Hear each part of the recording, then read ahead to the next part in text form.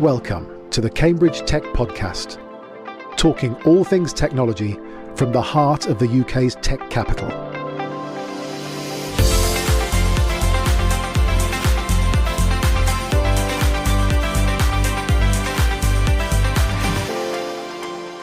Here are your hosts, Faye Holland and James Parton. Hello, it's Faye. I'm back. Did you miss me? So it seems that in June and July, James and I must be playing a game of how to avoid each other, because as I come back, James has now gone off and taken some time away from work. I guess it's a good benefit of us co-hosting the podcast that we can cover for each other, but it does mean that you've got another few weeks without the double act of wit and repartee. I hear you breathe a slight sigh of relief. So I'm not going to tell you all about my first full week back. So let's just get straight into some news updates for you. And there's a few pieces of news this week. We'll start with Materials Nexus, who have been crowned the East of England Tech Innovator as part of KPMG's search for the UK's most exciting businesses in the sector. So congratulations to Matnex. But there was some stiff competition, and I was pleased I wasn't a judge this year, because the others who were pitching included Hooten Bio, Hothouse Therapeutics and Monumo. So big congratulations for everyone putting themselves up and competing. Just staying with Monumo for the second piece of news, and listeners can hear an episode with founder Dominique Vergine in episode 59. They have announced their expansion into Japan. The deep tech automotive technology company, which is coupling AI and machine learning with traditional engineering expertise to redesign the electric motor, has appointed Shujiro Imamura as business manager in the new territory. Next, we have SCI Ventures, a $40 million London-based fund backed by the Christopher and Dana Reeve Foundation, has unveiled its first major investment, and Cambridge AI drug discovery company Helix is the beneficiary. The investment is a $2 million partnership focused on tackling paralysis as a result of spinal cord injury, and it's being vetted as one of the first funding partnership collaborations of its kind. So that's one to watch out and to see where they invest next. Hopefully more Cambridge companies. Next, we have Cambridge headquartered Pragmatic Semiconductor, who have effected something of a global coup with its latest hire of John Quigley as Executive Vice President of Engineering, with responsibility for technology development, IC design and applications engineering. CEO David Moore said of the hire, "John's deep technical expertise, significant industry experience and track record of scaling technology and leading successful engineering teams around the world, coupled with his extensive experience partnering with large global customers to deliver industry-leading solutions to market, will be of enormous strategic value to the company." So let's watch and see what happens there. And that's your news for this week. So on to this week's podcast episode, and it's with Jim Glasheen, the incoming Chief Executive of Cambridge Enterprise. We had a thoroughly enjoyable conversation with Jim, and we hope you enjoy it too.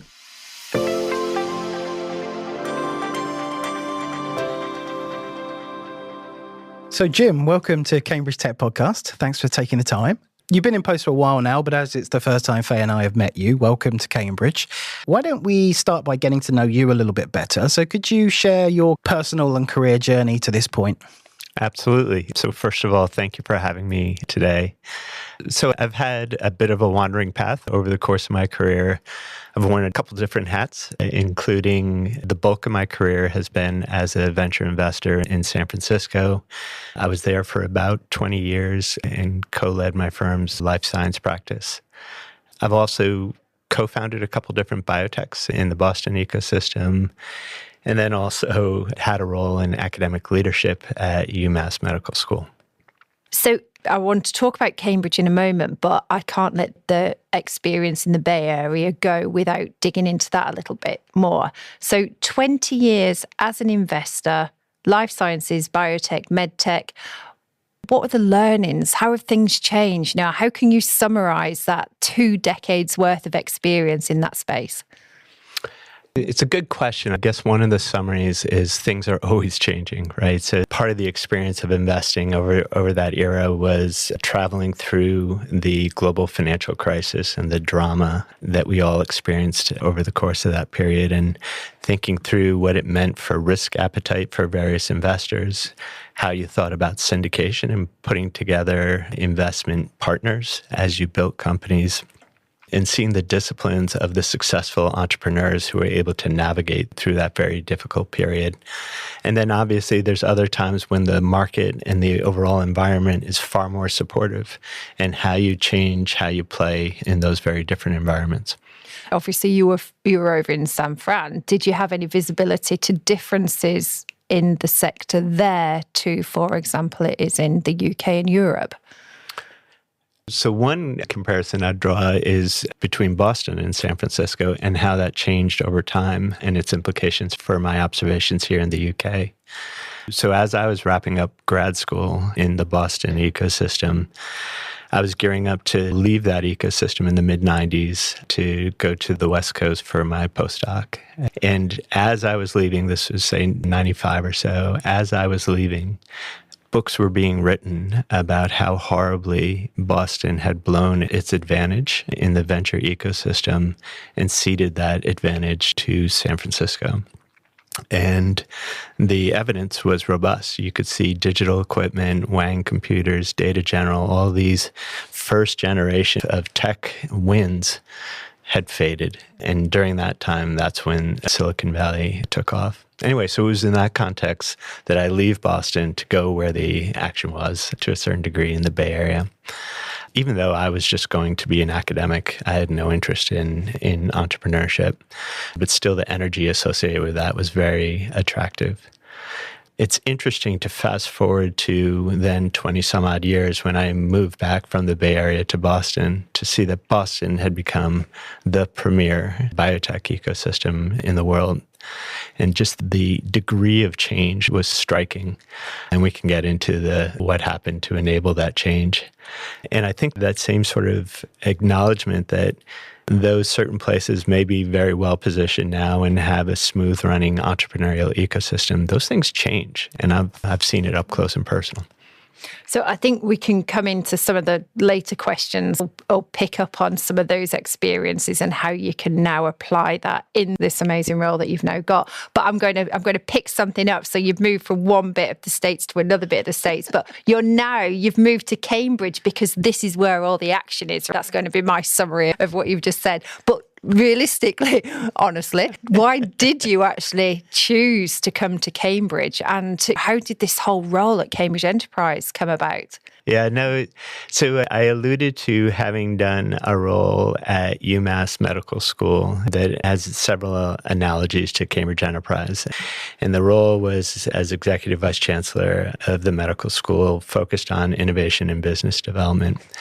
And the reality for UMass was it was about an hour outside of Boston in Worcester, and is playing in an ecosystem where Harvard and MIT are dominant, and so needed to figure out a way to be more connected with resource flows, whether it be capital, talent, or what have you. And so I took that as a challenge, and a fun challenge to figure out how UMass could be a more active participant in the ecosystem. And among those efforts was to establish a presence in the other Cambridge, the Kendall Square Cambridge, for UMass, and start to be much more intimately integrated with venture capitalists, with various corporate partners, and various prospective talent for some of the startups. Anyway, so those lessons learned were kicking around in my head, and it was a great deal of fun. And so as I learned about not only the wonderful historical science that I'm well aware of, that Cambridge is well reputed for, but also the translation of that science into the startup ecosystem that we know so well, and have a chance to perhaps help and contribute in some way, shape, or form, it was too attractive to not jump on. So I think you've been in the role 6 months now, is that right? Yeah. So what's first impressions? Is the Cambridge ecosystem as developed and as mature as you thought? Have you found gaps? What have you learned over those first 6 months? It is nicer. We were chatting earlier. First, I love the fact that I can ride my bike so many different places. The fact that I rode here to this beautiful spot along the river is hard to beat. But it goes beyond the physical. I think the interactions and the support within the ecosystem is truly warm. And there is kinder undertone here, which I love and appreciate. It's interesting, obviously, in light of recent news flow coming out of the U.S., but I think that overall supportive, collaborative feel to the ecosystem is one that we should harness and continue to cultivate going forward. Last thing I'd want to do is do anything to undermine that. That's a really lovely thing to hear. Just the fact that it is a nice, kind, inclusive place, it is great. I'm wondering what happened in that first 6 months. So you got to ride your bike and it is a superb place. But were you just meetings after meetings? Have you just been, tell me about the ecosystem, let me learn? What's been your approach? Yeah, I was conscious of not trying to import the lessons learned from San Francisco or Boston and apply them necessarily here in Cambridge, but instead to try and listen and learn and marinate in what it is here. With that said, I do think there's some opportunities and perhaps areas to evolve. And I'll highlight one recent initiative, which was, like I mentioned, in the role at UMass Medical School, one of the initiatives I did was to open up a presence in Kendall Square in Cambridge, Mass. And the reason for that was to access those various different resources. Now, Cambridge has really fantastic infrastructure and a startup ecosystem here. But even with that wonderful support, I think tapping into still more resources is critical in order to truly scale those companies, not only in terms of capital, but also talent. And so associated with that, one of the early initiatives I did was to open up an office in London and establish a presence there. And in doing that, not only access perhaps the capital and talent that are resident in London, but also the global flows that necessarily travel through London on a regular basis. And the way I see Cambridge's positioning is London is an incredible asset. It is such a quick train ride into the King's Cross area. That is something we should seize upon and relish. It's funny, isn't it? Because you think, why didn't you have an office in London before? Was it just like you came in and went, that's got to be a quick win? We just put a physical presence in there. I felt the same way. So I was like, let's do it. Let's make it happen. And once again, I'll refer back to UMass. It feels very inefficient, right? So you're spending all this time traveling, getting the team to travel into London for sitting on a day of maybe Teams calls, right? You just go on Teams call after Teams call, and you're like, why did I even bother to go into London? But I want to actually encourage that discomfort, because that is a waste of time, it turns out. And so when you're going into London, you should be forcing yourself to have meetings, grab a coffee, a lunch, or what have you, with various different colleagues in that ecosystem. And that may be a slow start initially, but then that builds over time. And that's one of the things I'm trying to encourage. So, Jim, that's given us a really good picture of how you've spent those first 6 months and some of those early initiatives you've employed. If we look more specifically then at actual spin-outs from the university, it might be unfair to ask you for a scorecard on how you think Cambridge Enterprise is doing on that. But from what you have seen, where do you think there's some opportunity to really lift up the kind of support that's available and increase those chances of success with those spin-outs? It's an interesting question. If you compare not only Cambridge, but other UK universities to perhaps comparable universities in the US, the UK universities do far more in terms of supporting entrepreneurship, supporting and cultivating the ecosystem. And it's an interesting observation. It's like, why doesn't MIT and Stanford do the same breadth of activities that several UK universities do? And the truth of the matter is there's a lot of other players in the ecosystem so that the university itself doesn't have to do as much. And what's evolved here is universities tending to take on a broader role. And so within Cambridge Enterprise, we have the technology development and licensing organization. We have founders, the company creation organization. We have consulting, which helps PIs partner with industry. We have ventures, which invests across a broad portfolio of various different startups. And then we have EIP, which really works on behalf of the ecosystem and trying to do a number of initiatives to support the broader ecosystem. And the Stanfords and the Harvards and the MITs, the Berkeleys of the world, they don't do all of those things. And so it's really been fascinating to learn not only how Cambridge does it, but through an organization called Tenu, learning from colleagues across the ecosystem as to how they tackle this puzzle. So that's been great fun. So how are we doing? We're doing good. Could we do better? Absolutely. And I think one of the questions might be related to my initial observation. Is it possible to do too much? And are we serving the entrepreneurial community if we create an illusion of entrepreneurship that is other than what it is, which is a contact sport? Yeah, that's a really interesting comment. We're going to go off piece now then and drill into that, because that's really interesting. We can't let that go, especially because recently I did a dinner conversation that was exactly on that same topic, which is don't go so broad, go focus, have more impact. It's tying it back to maybe your opening comments about the warmth you felt from the ecosystem. So that wanting to support people, I think that is very much in people's DNA. And I think naturally people are always looking of ways to implement a new program. How can we help you? How can we solve a problem? How can we network you? So you can see where the motivation is coming from. I think at the last count, there's something like 40 entrepreneurship programs running across the university. That is one of the charms of Cambridge though, right? Yeah. No one seeks permission to do anything. And it's that kind of Darwinian survival of the fittest. The good programs survive for multiple years and others come and go. But it's an interesting observation that there is a lot out there.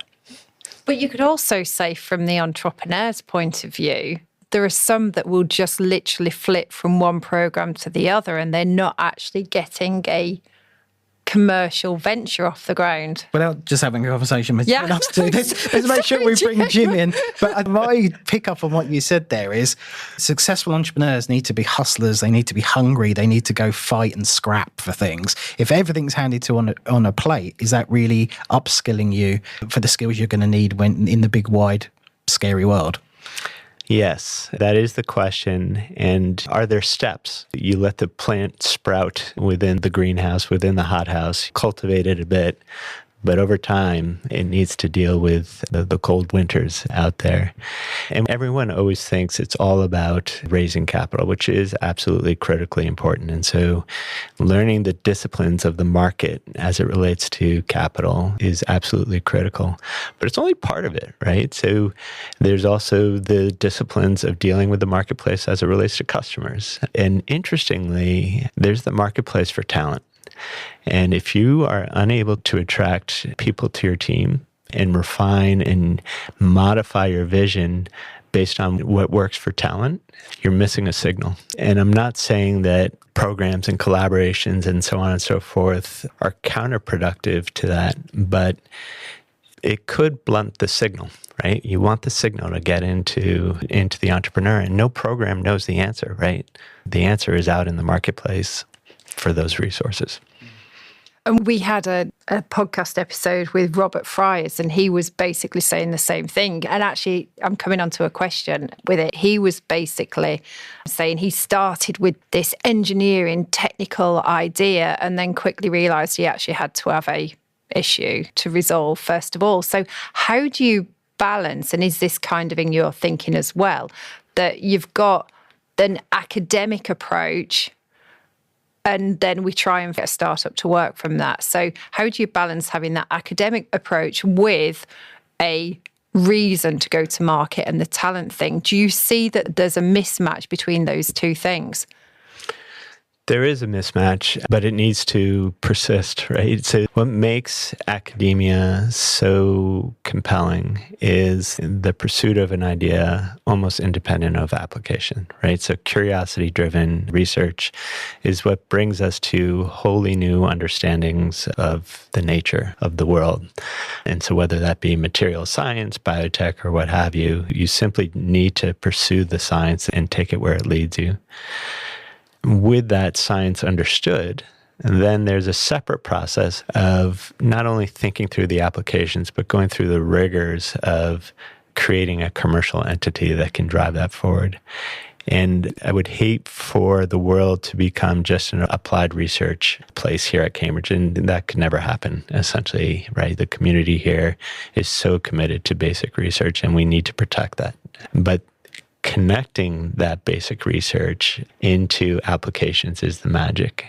And as we know, it can enrich the basic research if you allow the right sort of signals to leak into the academic halls.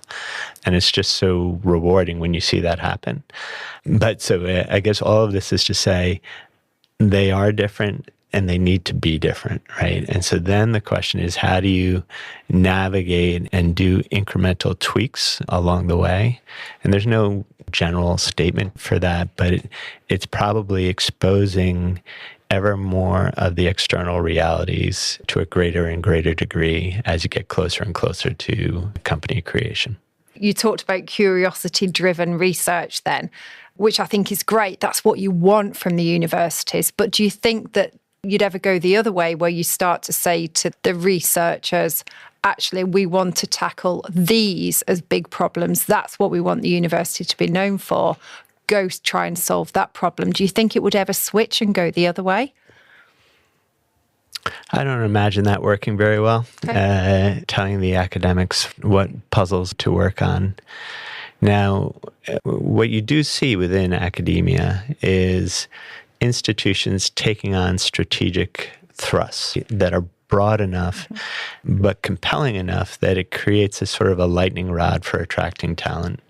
And then that talent comes on and attracts resources, whether it be governmental grants or industrial partnerships as well, to push forward on some of their research themes. But you want to attract the talent that shares your vision.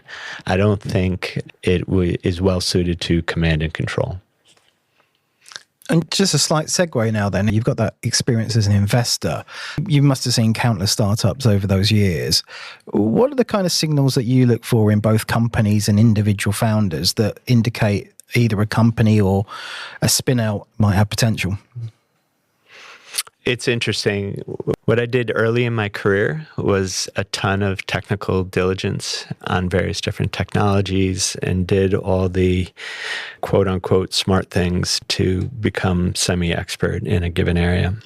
The number of times that the company failed on one of the failure modes that I identified was quite modest, and instead there was always something else. And the reality is, in doing diligence and becoming expert in an area, that's all well and good, but as an investor, you're never going to be as expert in the area, you should hope, as the entrepreneurs and the scientists who came forward with the idea.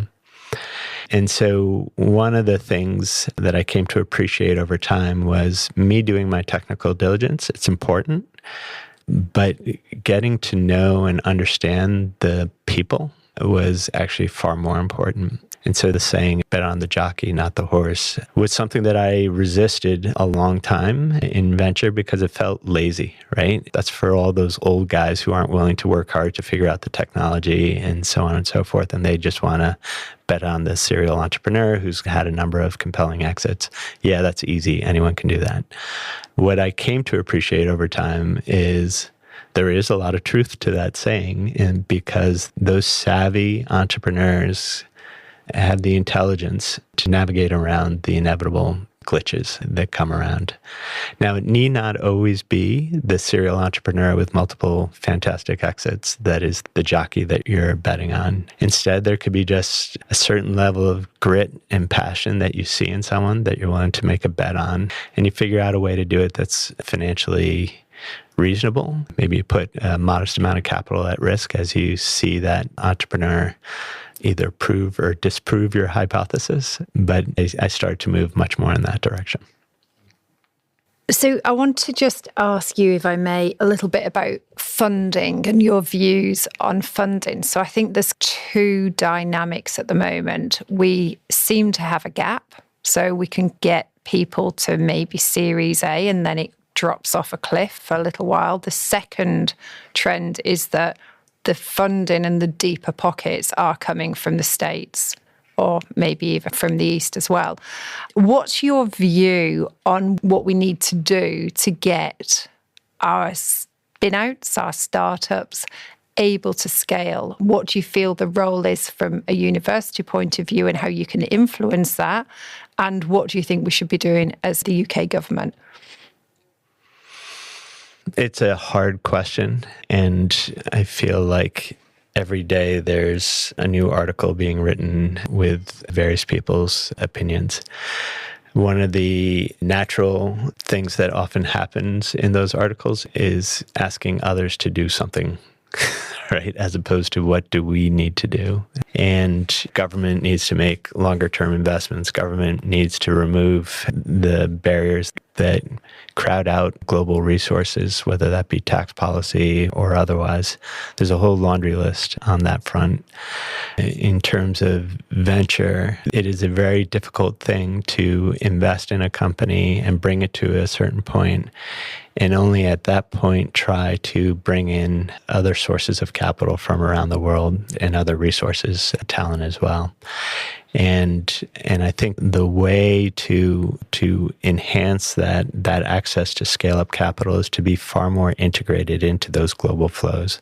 So shame on us if the first time they're hearing from us is when it's time to do that Series B.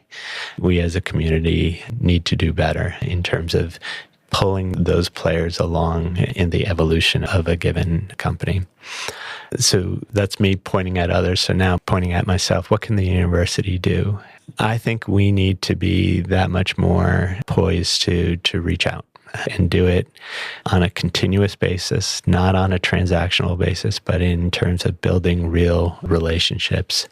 You heard me talk about the London office. That's one manifestation of that. But I also strive and encourage my team to get out there and go to the various conferences, et cetera, and so forth. Once again, not pitching a specific thing, but to be known in the various different ecosystems. So literally on Sunday, I'm flying out to the Bio conference in Boston on that very theme. So a kind of continuation of that thought about more specifically the university and Cambridge Enterprise. How do you look at your impact in 12, 18, 24 months' time? How do you know everyone's done a good job? I'm not asking you for your scorecard, your KPIs. Where do you see the priorities in terms of the impact your organization can make? I'm trying to think beyond the trite answer, right, of increase in number of companies formed and all those KPIs that one would think about. I think the thing that would make me feel particularly proud is if people felt like there was a greater flow out to the rest of the world from the innovations that are happening here.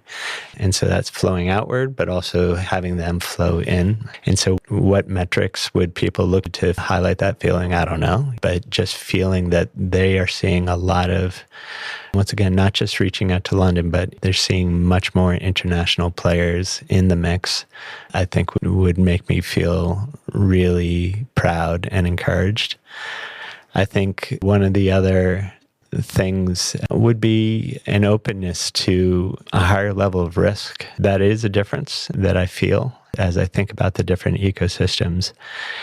And it's interesting because in so many ways, I'll just give you an example. A couple times in starting a company, I had to make sure that my wife's job had health insurance because my little company won't have any, right, as I start to put it together.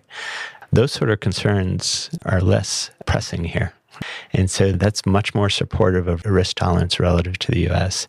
Yet there seems to be a little bit more acceptance of that, and I don't fully understand it. So that's one observation. And I'd say another observation is I've had a lot of failures, and they hurt. They hurt.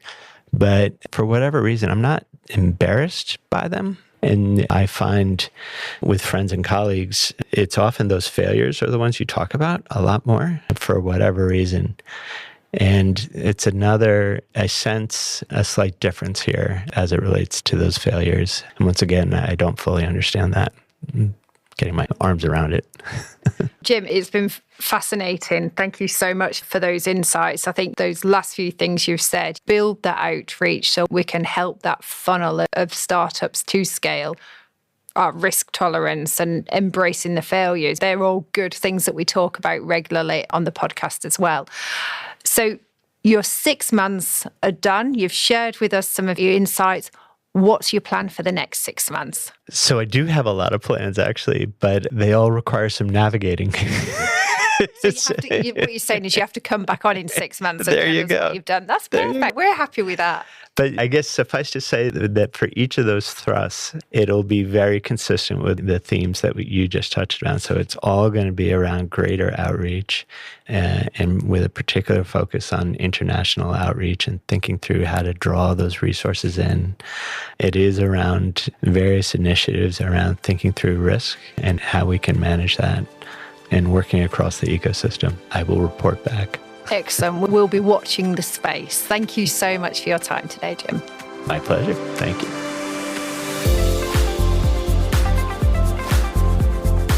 Today's show was produced by Carl Homer of Cambridge TV and supported by our media partner, Business Weekly. The Cambridge Tech Podcast is available on all major podcast platforms and on cambridgetechpodcast.com. If you've enjoyed this podcast, please give it a 5-star review. It'll really help others discover the show.